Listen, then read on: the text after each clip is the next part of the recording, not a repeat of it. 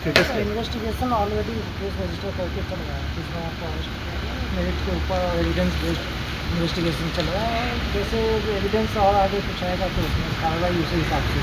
ये completely merit based investigation है इसमें। सर और जी, कोई हाँ, लेकिन पुलिस के सामने ऐसा गाड़ी चलाना कितना अनसेफ लगता है, क्योंकि पुलिस भी उधर थी, फिर से ऐसे इंसिडेंट हो गया। तो उसमें क्राउड उस समय सडनली काफ़ी आगे हो गया था और उसके बाद इमीडिएटली पुलिस ने रिस्पॉन्ड किया, केस रजिस्टर किया, लोगों को अरेस्ट किया है। आगे इन्वेस्टिगेशन में कंक्लूड करके चार्जशीट जिन लोगों को दोषी पाया जाएगा उनके खिलाफ।